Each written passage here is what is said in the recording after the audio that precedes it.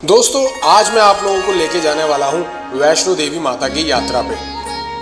हर इंसान अपनी जिंदगी में एक बार नहीं बार बार माता वैष्णो देवी की यात्रा करना चाहता है। मैं भी कई बार आया हूँ, कभी पैदल कभी घोड़े से। इस बार मैं अपनी फैमिली के साथ दर्शन करने आया था, तो इसलिए मैंने सोचा क्यों ना जो दर्शन है वो बाय चॉपर करने जाया जाए। तो अब कैसे बाय चॉपर आप जा सकते हैं, टिकट्स कैसे बुकिंग होती हैं, कहाँ से मिलती हैं, ऑनलाइन बुकिंग नहीं हुई, अगर आप ऑन द स्पॉट जाके बुकिंग करवाते हैं तो क्या प्रोसीजर है, कितना टाइम लगता है, वो सारी डिटेल्स मैं आपको आज इस वीडियो में देने वाला हूँ। जय माता दी दोस्तों, हम लोग हैं कटरा में माता वैष्णो देवी के दर्शन करने हम लोग आए हैं।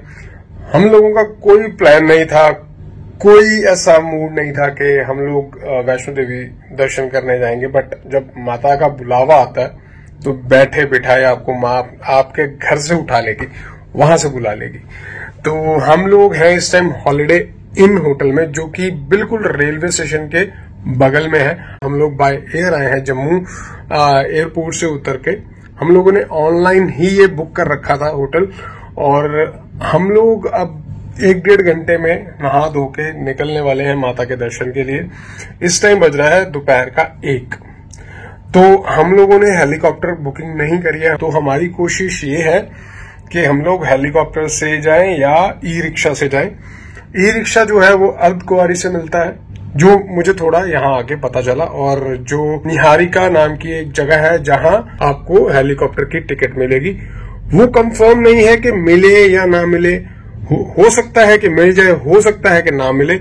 अगर माता रानी ने दर्शन आसानी से देने होंगे तो आसानी से हो जाएंगे और हम लोग बाय हेलीकॉप्टर चले जाएंगे। अगर माता रानी ने सोचा है कि तो थोड़ी मेहनत करवा के दर्शन देने हैं तो हम वैसे भी चले जाएंगे, जैसे उसकी मर्जी। मैं तो दोनों तरीके से तैयार हूं। तो एक बार हम दिखा देता हूं अपने रूम के बाहर का व्यू। ये देखिए, ये रेलवे स्टेशन है और ये है हमारा रूम।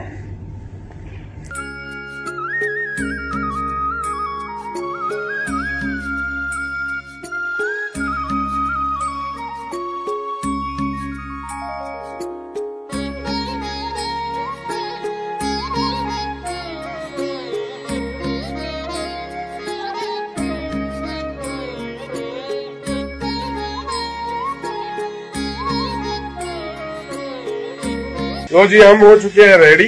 हमारी नीचे गाड़ी भी आ गई है जो हमें टिकट दर्शन पर्ची काउंटर तक छोड़ देगी। वहां से फिर देखते हैं हमें हेलीकॉप्टर मिलता है या नहीं मिलता, क्योंकि जब हमने ऑनलाइन चेक किया था तब हेलीकॉप्टर अवेलेबल नहीं था। तो अब देखते हैं यहाँ पे ऑन द स्पॉट मिल जाए तो बहुत अच्छा, नहीं मिला तब भी कोई नहीं, चले जाएंगे। तैयार होने के बाद हम लोग पहुंचते हैं दर्शन पर्ची लेने के लिए। दर्शन पर्ची आप 2 जगह से ले सकते हैं। पहला पुराना वही बस स्टैंड के बिल्कुल बगल में शाइन बोर्ड का टिकट काउंटर होता था, वहां से, या दूसरा जो नया बना है रेलवे स्टेशन के बिल्कुल बगल में यात्रा रजिस्ट्रेशन काउंटर, जो कि आपको रेलवे स्टेशन से निकलते ही दिख जाएगा, वहां से ले सकते हैं। हमने जो नया काउंटर बना है रेलवे स्टेशन के बगल में, वहां से टिकट ली थी। हमारी दर्शन पर्ची लेने के बाद हम लोग पहुंचते हैं निहारिका कॉम्प्लेक्स हमारे चॉपर की टिकट्स लेने। अब निहारिका कॉम्प्लेक्स सबको पता है क्या है, जिनको नहीं पता फिर भी मैं उनको बता देता हूँ कि निहारिका कॉम्प्लेक्स एक्चुअल में है क्या। निहारिका कॉम्प्लेक्स शाइन बोर्ड का एक परिसर है जो कि कटरा मेन मार्केट में सिचुएटेड है। यहाँ पे आपको रहने के लिए एसी नॉन एसी रूम्स मिल जाएंगे, डॉर्मेटरीज मिल जाएंगी, फूड की पूरी फैसिलिटीज आपको यहाँ पे मिलती है। मैं हूँ इस टाइम निहारिका कॉम्प्लेक्स में, पता करने जा रहा हूँ कि चॉपर की टिकट्स हमें मिल सकती हैं या नहीं। अवेलेबिलिटी तो नहीं है, जो हमारे साथ ड्राइवर भैया उन्होंने मना कर दिया, बट कहते एक बार ट्राई कर लेते हैं, अगर आपकी किस्मत हुई तो मिल जाएगा, नहीं तो फिर घोड़ा, बैटरी रिक्शा या पैदल, लेट्स सी।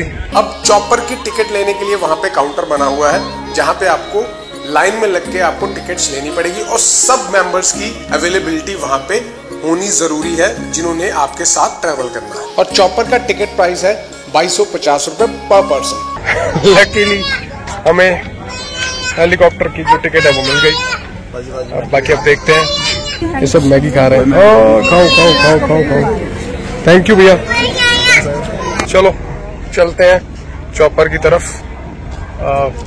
अब चॉपर से 5 या 10 मिनट लगेंगे हमें ऊपर पहुंचने में। अभी 4 बज रहे हैं और हमारी बारी है 5:15 बजे की। तब तक हम लोग वहां जाके वेट करेंगे अपनी टर्न की।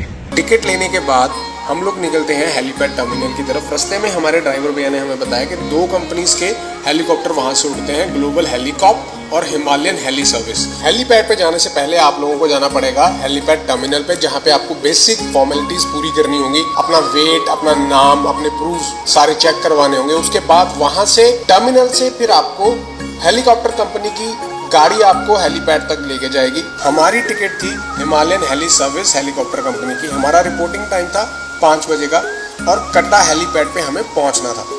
और वहां पे जाके जैसे आप अपनी टिकट देते हो, आपके टिकट नंबर वाइज आपको लेके जाया जाता है सांझी छत की तरफ। हेलीकॉप्टर में चढ़ने से पहले आपका हर तरीके का लगेज, बैग, आपके फोन सारे सबमिट हो जाते हैं, जो कि आपको हेलीकॉप्टर से उतरने के बाद आपको मिलते हैं।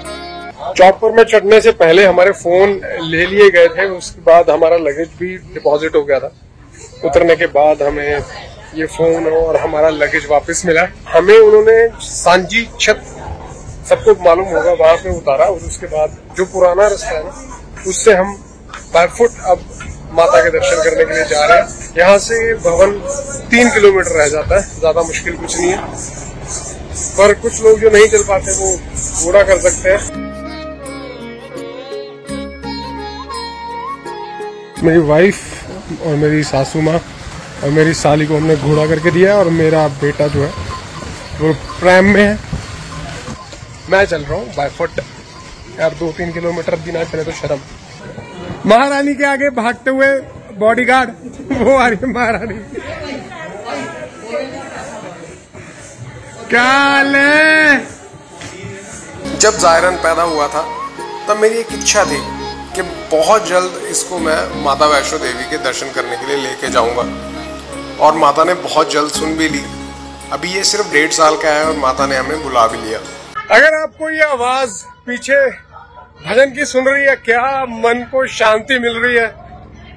ये ना एक्सप्रेस करना बहुत मुश्किल है कि वैष्णो देवी या किसी भी माता के या किसी और धार्मिक स्थान पे जाके जब ऐसी ध्वनि आपके कानों में पड़ती है तो कितनी ज्यादा शांति मिलती है।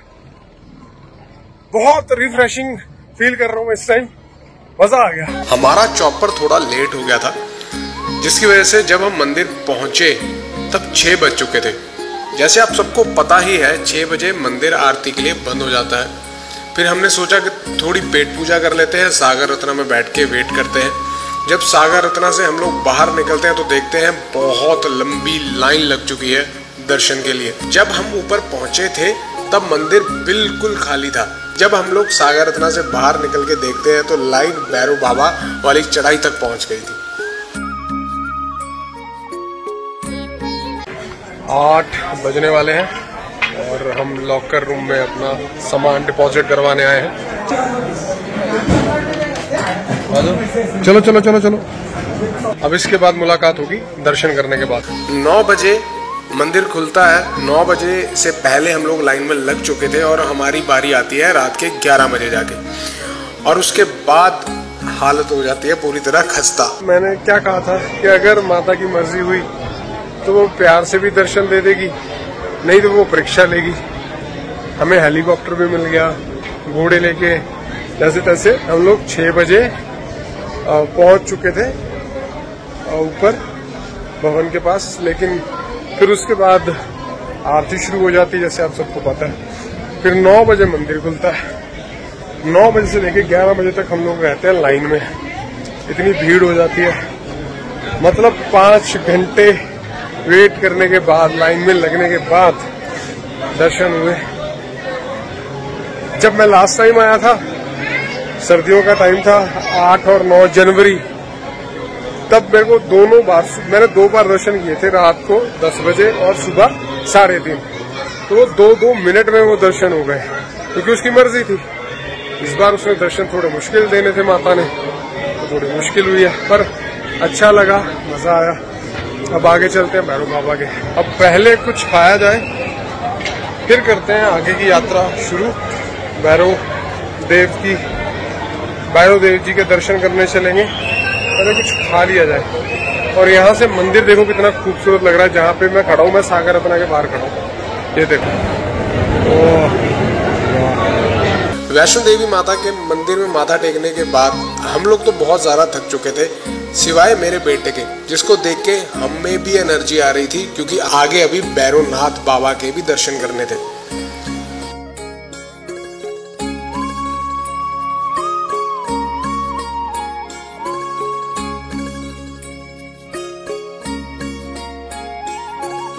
हाँ जी, अब जा रहे हैं हम भैरवनाथ जी के दर्शन करने।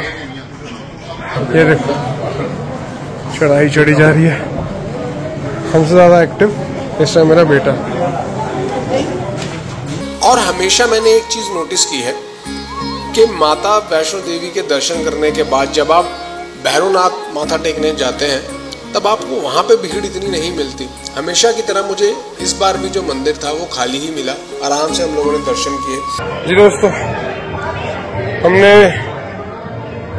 भैरवनाथ माथा टेक लिया है। टाइम लगभग 3 बजने वाले हैं और बेटा मेरा सो चुका है और शरीर की हालत इस टाइम काफी खस्ता हो चुकी है। जब बात बच्चे की आती है तो माँ से शक्तिशाली कोई नहीं होता। तो वापस पैदल चलने की तो हमें हिम्मत नहीं थी।